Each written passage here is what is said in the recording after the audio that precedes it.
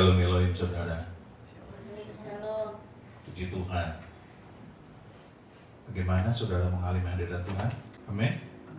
Saudara, saya nggak berhenti menangis tadi waktu kita menyembah Tuhan. Betapa dahsyatnya Tuhan itu buat kita. Itulah Tuhan kita yang hidup. Walaupun dia sekarang sudah tidak di bumi, dia ada di surga, tetapi Roh Kudusnya ada di sini, ada di hati kita masing-masing. Dan setiap kita mengalami lawatan Tuhan, mengalami hadirat Tuhan, merasakan Tuhan. Amin, saudaraku. Amin. Tapi itu tidak cukup. Kita harus terus-menerus menjadi anak-anak Tuhan yang berbakti kepada Tuhan dengan cara melakukan segenap firman-Nya, melakukan segala kehendak Allah. Amin. Nah, saudara, mari kita lihat di Alkitab kita, kitab Markus saudaraku ya, pasal 15 ayat 16 sampai dengan 20. Demikianlah firman Tuhan. Kemudian serdadu-serdadu membawa Yesus ke dalam istana, yaitu gedung pengadilan, dan memanggil seluruh pasukan berkumpul. Mereka mengenakan jubah ungu kepadanya, menganyamnya sebuah mahkota duri, dan menaruhnya di atas kepalanya. Kemudian mereka mulai memberi hormat kepadanya. Katanya, "Salam hai Raja orang Yahudi." Mereka memukul kepalanya dengan buluh dan meludahinya dan berlutut menyembahnya. Sesudah mengolok-olokkan dia, mereka menanggalkan jubah ungu itu daripadanya dan mengenakan pula pakaiannya kepadanya. Kemudian Yesus dibawa keluar untuk disalibkan. Puji Tuhan, haleluya. Saudara, ini cerita tentang bagaimana Tuhan dipermalukan. Bagaimana Yesus dihina, bagaimana Kristus mengalami persekusi, dibully, direndahkan. Saudara, saya terus terang 4 hari atau 5 hari yang lalu, saya menulis topik ini di Facebook, di laman Facebook saya. Dan saya tercekat, saudara, saya mengalami sebuah iluminasi. Begini, saudara pernah nggak diludahi orang? Saudara pernah nggak diludahi orang? Karena saudara Kristen, karena saudara anak Tuhan. Nggak pernah kan? Pernah tapi nggak pernah. Karena Kristen? Iya. Karena di depan kita aja. Oh gitu. Puji Tuhan. Kalau sudah mengalami itu berarti saudara sudah mengalami sedikit penghinaan seperti Kristus dihina. Dan ini ketika di pengadilan, itu di ruang sidang, seharusnya tidak boleh seorang terdakwa pun dipersekusi, dibully. Karena sidang itu kalau melakukan tindakan-tindakan yang seperti itu berarti tidak menghormati sidang, tidak menghormati hakimnya. Tetapi semuanya sudah kerasukan setan. Dan Yesus dipersekusi bukan hanya diludahi, tapi juga dipukul dengan bambu. Buluh itu adalah bambu. Buluh itu diberikan kepada dia dan dijadikan sebagai tongkat, lalu dibukalah bajunya dan dikenakanlah jubah ungu. Ungu itu lambang kebesaran, ya. Jubah ungu lambang kebesaran, lambang kemewahan, kekayaan. Dianggap dia sebagai raja orang Yahudi. Dan dia dicemooh, bukan hanya diludahi, tapi juga dipukul kepalanya, saudara. Saudara, saya tuh ngebayangin ya, coba presiden kita diperlakukan seperti itu. Saudara mungkin akan sedih. Betul tidak? Itu baru presiden. Tapi ini raja segala raja. Dia Tuhan. Dan itu bukan sekali, ya. Kita lihat coba di Markus 14 ayat 65. Lalu mulailah beberapa orang meludahi dia dan menutupi mukanya dan meninjunya sambil berkata kepadanya, "Hai Nabi, cobalah terka." Malah para pengawal pun memukul dia. Jadi di luar sebelum disidang, Tuhan Yesus sudah dipukul, sudah diludahi, sudah dihina, dipermalukan. Saudara, kalau kita tidak pakai baju, ditelanjangi, itu namanya dipermalukan. Dan Tuhan Yesus di sidang itu, di pengadilan itu dipermalukan dengan ditelanjangi. Bayangkan saudara, itu sungguh sangat keji, sangat sadis ya, karakter seperti itu. Tapi orang-orang sampai sekarang yang membenci Yesus itu melakukannya kepada kita. Saudara dan saya dipersekusi dengan kata-kata, dengan makian, dengan cemoohan. Bahkan dia masih mengolok-olok. Saudara bisa lihat di sosmed, masih mengolok-olok Tuhan kita. Berapa hari yang lalu, tadi malam apa ya, tiba-tiba konten YouTube saya masuk sebuah komentar. Saya sudah tahu ini mengolok-olok Tuhan, tapi kelihatannya baik kalimatnya. Pak Pendeta, saya masih sedih saudara, karena saya mengingat Tuhan Yesus. Sedih sekali saya. Dari mana Matius tahu kalau itu orang kaya? Bukan Matius yang bilang itu orang kaya, tapi Yesus. Kan Yesus bilang, betapa susahnya orang kaya masuk ke dalam surga. Betapa susahnya orang yang beruang. Yang ngomong Yesus, bukan Matius. Saya koreksi, tapi dari situ sudah tahu dia mau mengolok-olok. Akhirnya betul, ujung-ujungnya dia mentertawakan bagaimana Tuhan kita naik ke salib itu dengan pakai kolor. Saya menyesal menanggapi itu. Saya menyesal. Saya gelisah dan saya berdoa. Saya doakan dia. Tapi tetap saya nggak tenang. Lucunya saya lihat komentar itu nggak ada. Tadi pagi saya bongkar, nggak ada lagi. Tapi kok masih muncul? Itu dia nggak tahu pakai apa. Saudara, di dunia ini setan itu tetap ada dan menyamar sebagai malaikat terang. Pura-pura baik, pura-pura saleh, tetapi agamanya menyesatkan. Sebab Yesus datang bukan bicara agama, tetapi Yesus datang untuk penebusan. Tuhan tidak ingin mendirikan agama. Bahkan sekalipun kau kafir, sekalipun kau ateis, sekalipun kau non-Kristen, tetapi kalau kau percaya Yesus, agamamu apapun, Tuhan akan selamatkan. Puji Tuhan sekarang banyak yang non-Kristen masih pakai kupluk, masih pakai jilbab, tetapi percaya Yesus. Puji Tuhan. Memang mereka masih takut untuk menyatakan secara terus terang iman mereka. Nggak apa-apa. Pelan namun pasti Tuhan akan mendidik dia dalam kebenaran. Sebab ada firman Tuhan dan Roh Kudus. Dua itu cukup. Nah hari ini ketika kita mengerti Yesus diolok-olok, dipukuli kepalanya, diludahi mukanya. Saudara dan saya, Tuhan bertanya begini, siapa di antara engkau yang pernah dihina, dipermalukan di depan orang banyak, dianggap rendah, tidak dihargai? Siapa?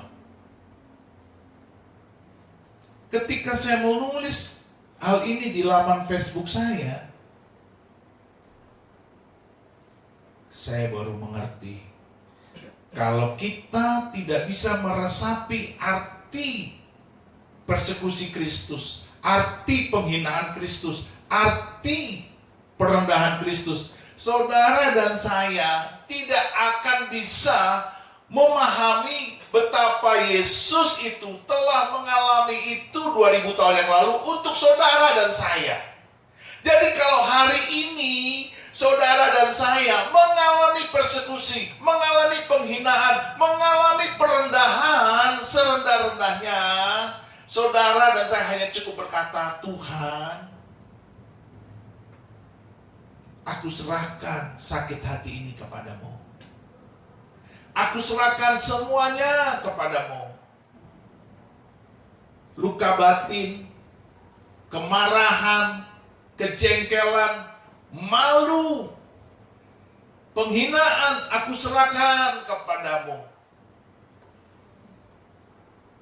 Sebelum saudara dan saya mengerti betul penghinaan Kristus, persekusi Kristus, perendahan Kristus, dan saudara belum menyerahkan itu kepada Tuhan, maka penghinaan itu, persekusi yang pernah saudara alami, pemaluan di hadapan semua orang yang saudara alami, itu masih tetap ada pada kita.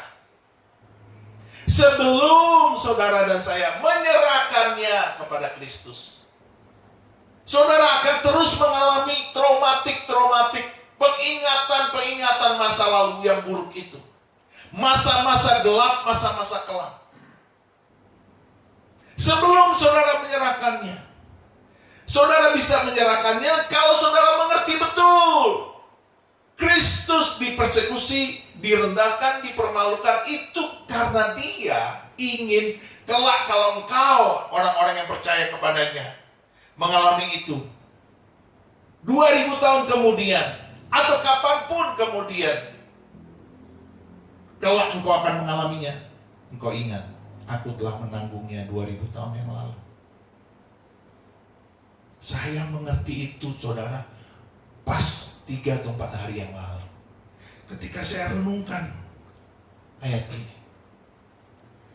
Saya baru sadar, lalu saya berdoa, saya berkata, Tuhan, aku serahkan semua kemaluan diriku yang pernah direndahkan, penghinaan, persekusi, dibully di tempat kerja sama orang-orang, aku serahkan. Wah, itu saudara, ketika saya serahkan, saya mengalami kelepasan yang luar biasa, saudara. Saya batuk-batuk gak berhenti di kamar mandi. Badan saya langsung lemas. Batuk, keluar semuanya, saudara. Saya baru ngerti, ternyata kita hanya membaca, kita tidak merenungkannya, kita tidak memahaminya, karena tidak direnungkan.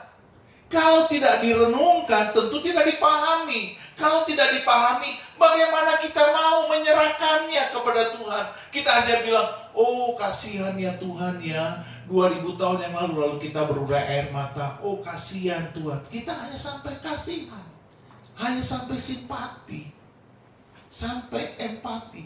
Tapi kita sendiri masih mengalaminya. Siapa di sini yang masih belum menyerahkan kepada Tuhan persekusimu, yang dihina, direndahkan? Wah saudara, saya mengalami kelepasan yang luar biasa malam itu. Gara-gara saya dituntun Roh Kudus untuk menulis di laman Facebook saya tentang persekusi Yesus ini. Ternyata saya dijamah Tuhan. Dijamah Tuhan. Saya teringat tahun-tahun di mana saya dibohongi, difitnah, dibully oleh teman-teman sekerja saya, oleh mereka-mereka yang saya percaya, saya andalkan.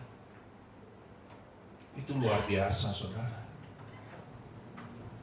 Sebelum kita memahaminya, karena kita tidak merenungkan persekusi Yesus ini, Markus 15 ayat 16 sampai 20 ini, saudara tidak akan bisa menyerahkan itu kepada Tuhan. Biasanya kita cuma bilang, Yesus menanggung di salib itu hanya dosa kita. Betul tidak? Tapi semuanya, saudara, sudah Yesus tanggung. Kenapa Yesus Tuhan diam saja waktu dia dipersekusi? Mari kita buka di kitab Yesaya. Yesaya 53 ya. Ayat 3 dan ayat 7. Demikianlah firman Tuhan. Ia dihina dan dihindari orang. Seorang yang penuh kesengsaraan dan yang biasa menderita kesakitan. Ia sangat dihina, sehingga orang menutup mukanya terhadap dia. Dan bagi kita pun, dia tidak masuk hitungan. Saudara lihat itu. Seorang yang penuh kesengsaraan dan biasa menderita kesakitan. Ia sangat dihina. Bukan ia dihina, tapi ia sangat Itu sangat, itu dalam, saudara. Kata sangat itu menunjukkan betapa parahnya penghinaan itu. Betapa sadis, betapa kejinya penghinaan itu. Dan Tuhan mengalami itu. Sehingga orang menutup mukanya terhadap dia, dan bagi kita pun dia tidak masuk hitungan. Saya ketika melihat ini, oh iya betul ya. Saya pun pada saat itu, pada saat dipersekusi, orang-orang yang sangat keji itu nggak mau bertemu dengan saya, nggak mau. Sapa, mukanya flat, datar, tidak ada senyum. Saudara tahu, kalau orang sudah menghina kita, merendahkan kita, itu betul-betul hatinya sangat jahat, jahat dan jahat. Maka kalau saudara pernah mengalami itu dan sampai traumatik, saya katakan kembali, coba ulang-ulang ayat ini, penderitaan Kristus, sengsara Kristus. Renungkan bagaimana dia mengalami itu. Lalu saudara lihat diri saudara. Seperti apa engkau mengalami penghinaan yang paling berat sekalipun. Sebagai anak Tuhan, kita dilarang Tuhan untuk melepaskan kutuk. Kita dilarang Tuhan untuk melepaskan makian. Kita dilarang Tuhan untuk mengumpat. Kenapa? Kita lihat ayat 7. Dia dianiaya, tetapi dia membiarkan diri ditindas dan tidak membuka mulutnya. Seperti anak domba yang dibawa ke pembantaian, seperti induk domba yang keluh di depan orang-orang, yang menggunting bulunya. Ia tidak membuka mulutnya. Saudara lihat, dihina, dianiaya, tetap diam. Kenapa Tuhan melarang kita membantah? Kenapa Tuhan melarang kita melakukan jawaban? Karena kita adalah domba. Domba gak pernah melawan. Domba gak pernah melawan. Domba tidak pernah melawan. Saudara, ketika saya dihina, dipersekusi di tempat kerja, siapa yang membela saya? Bukan saya. Tetapi semua staf saya, anak buah saya, membela saya mati-matian. Menunjukkan kinerja saya, menunjukkan apa yang sudah saya lakukan, menunjukkan apa yang sudah saya perbuat. Yang membuat semuanya itu menjadi terang benderang. Tetapi namanya orang sudah membenci, dan dirasuki setan.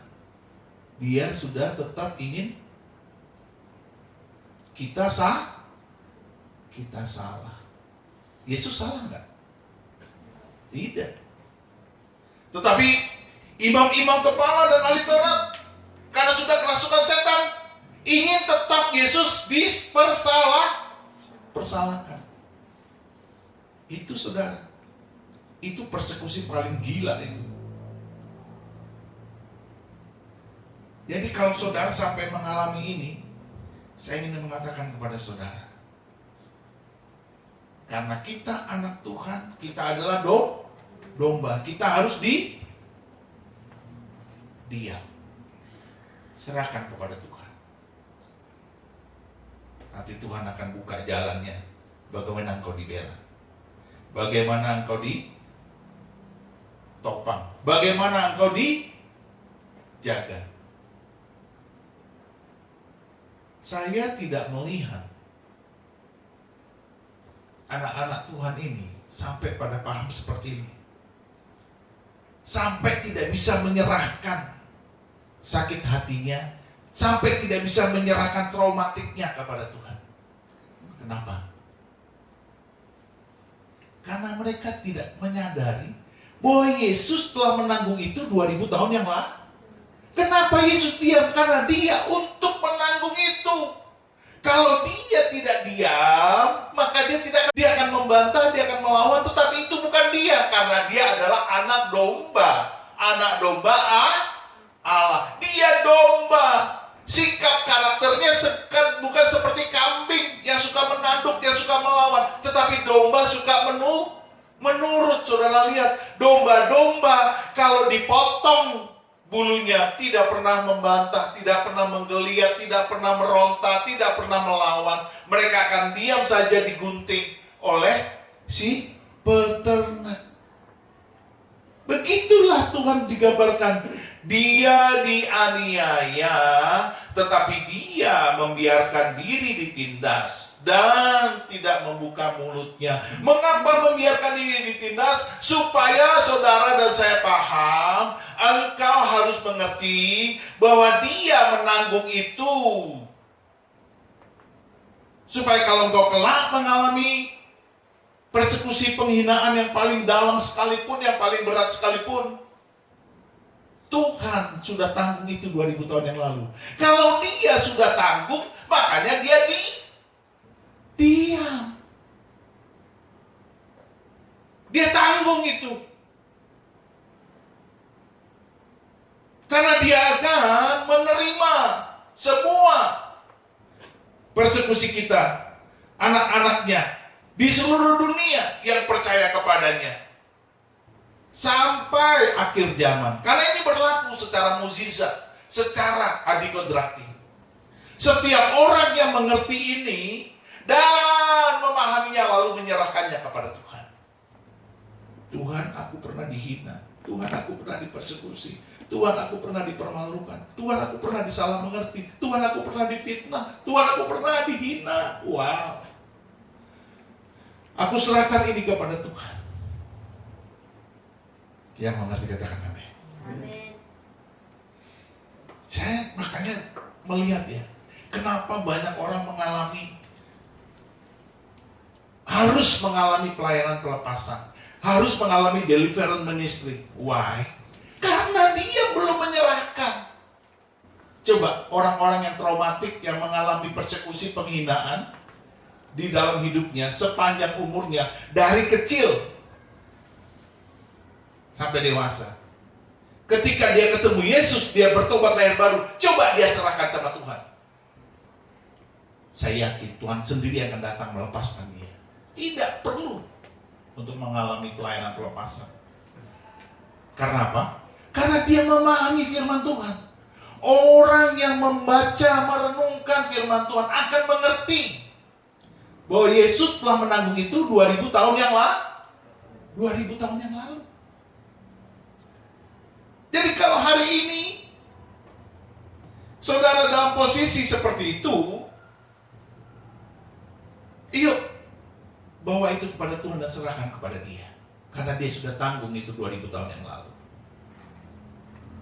Saya kaget waktu membaca ini. Kenapa dia diam? Karena dia sudah tanggung. Karena dia tanggung, untuk kapan? Untuk selamanya, sepanjang masa ke depan. Tuhan, aku serahkan. Begitu saya berkata begitu, wow, saya dilawat Roh Kudus. Dan saya batuk-batuk, saudara. Sesuatu keluar dari diri saya. Walaupun nggak kelihatan, saya batuk doang. Tapi batuk itu batuk-batuk nggak berhenti. Dan rasanya tuh seluruh tubuh saya jadi lemas karena batuknya tuh nggak biasa, saudara. Kenapa saya jujur? Karena saya hamba Tuhan. Hamba Tuhan harus jujur. Supaya mengerti betul bahwa hamba Tuhan pun makhluk biasa. Dia bukan mesin, dia bukan robot, dia bukan Superman. Tetapi ada banyak orang tidak mengerti bahwa dia sudah ditanggung Yesus 2000 tahun yang lalu. Maka orang-orang yang traumatik ini mengalami penghinaan dan persekusi ini. Dari kecil sampai dewasa. Itu kemana-mana pergi dengan segala kemarahannya, segala kekecewaannya, segala kejengkelannya, segala dengan pahit hatinya. Dia terus pergi kemana-mana. Tetapi dia tidak menyadari bahwa dia pergi kemana-mana. Dia belum bebas, dia belum merdeka, dia belum lepas.